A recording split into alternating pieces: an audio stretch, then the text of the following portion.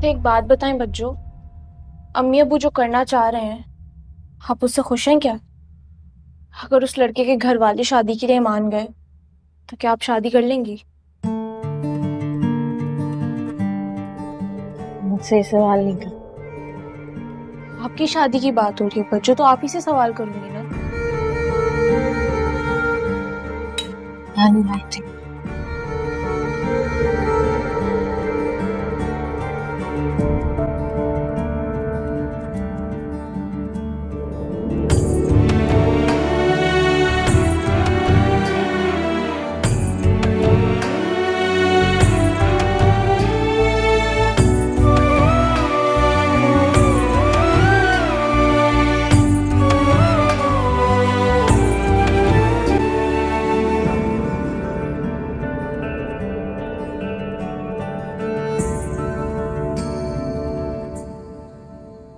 मामा।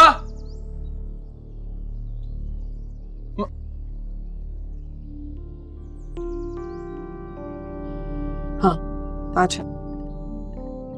अम्मी, आपने कहा था कि आप बाबा से बात करेंगी, लेकिन उनकी सुई तो वही अटकी हुई है। वो आज उस लड़की के घर मेरी शादी की डेट सेट करने जा रहे हैं। क्या? ये क्या कह रहे हो तुम? मैं बिल्कुल ठीक कह रहा हूँ आपसे। प्लीज आप जाके उन्हें रोके। मैं भी उसे ट्रॉमा से निकला नहीं हूँ, और ये जो है तो मेरी मदद करने के बजाय ये शादी का नया इशू लेकर खड़े हो गए। अम्मी, सुबह शाम मुझे इमोशनल ब्लैकमेल कर रहे हैं वो। जो समझ नहीं आती कि उस आदमी ने तुम्हारे बाबा को क्या घोल के पिला दिए। कोई भी समझदार आदमी अपनी औलाद को जानबूझ के जहन्नुम में नहीं झोंक सकता। ये बातें आप मुझसे ना कहें, बाबा से कहें। कर लूंगी, तुम परेशान मत हो, मैं बात करूंगी उनसे। और वैसे भी मुझे किसी बदनामे जमाना लड़की, बदकिरदार लड़की को अपनी बहू नहीं बनाना। मैंने फेस नहीं करना है फैमिली को, लोगों को। अम्मी, वो बदकिरदार नहीं है, ऐसा ना कहें उसे प्लीज। क्या हो गया तुम्हें? तुम ठीक तो हो? एक तरफ तुम हमदर्दियां जता रहे हो, दूसरी तरफ कह रहे हो मैंने उससे शादी भी नहीं करनी। मुझे उससे शादी नहीं करनी, इसका मतलब है मुझे उससे शादी नहीं करनी। इसका मतलब ये थोड़ी है कि वो बदकिरदार हो गई। मुझे उससे शादी नहीं करनी, सिंपल। लेकिन बेटा, अगर तुम अपने बाबा के सामने उसके बारे में इस तरह की बातें करोगे तो वो तो खुश हो जाएंगे। वो तो कहेंगे कि बस ठीक है, एक शरीफ लड़की मिल गई, अब तो मेरे बेटे की शादी इसी से होगी, क्योंकि फराज ने कैरेक्टर सर्टिफिकेट जो दे दिया उसे। और वैसे भी तुम्हारे पास क्या सबूत है कि वो कैरेक्टर की अच्छी है? क्या सबूत है तुम्हारे पास? शरीफ लड़कियां ऐसी होती हैं। जो लड़की एक कॉल पे होटल चली जाती है गैर मर्द से मिलने, वो कहां से शरीफ होगी? अम्मी, आप भी कसम से कुछ भी बोल देती है। इतनी सिंपल सी बात है कि मुझे उससे शादी नहीं करनी, और ये बात समझने के लिए उस लड़की की कैरेक्टर असैसिनेशन करने की कोई जरूरत नहीं है आपको। सुनो, उस दिन जब तुम वहां शहर से दूर उस होटल में गए थे उस लड़की से मिलने, जिसकी वजह से वो बेचारी पूरे शहर में बदनाम हो गई, तो इसी तरह अपनी माँ से तुमने बहस की थी, मशवरे की? कम ऑन पापा, प्लीज।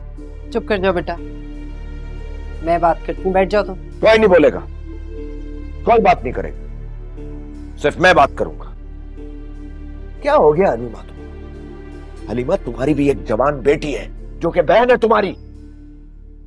खुदा ना खास्ता, अल्लाह ना करे, मेरे मुंह में खाक, अगर उसके साथ ये हुआ होता तो क्या करती तुम? बोलो, बर्दाश्त कर लेते तुम अपनी बहन को?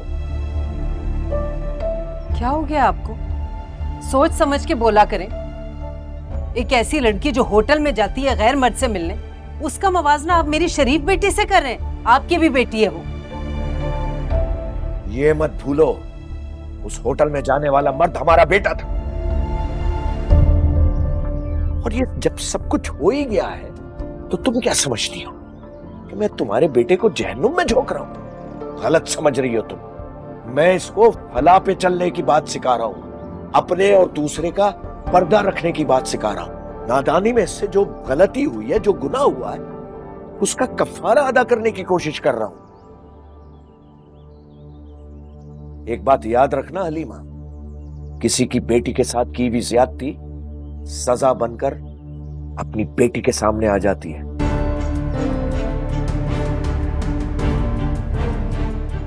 सोचो, बाद में यह कफारा अगर तुम्हारी बेटी को अदा करना पड़ा तो क्या करोगी तुम?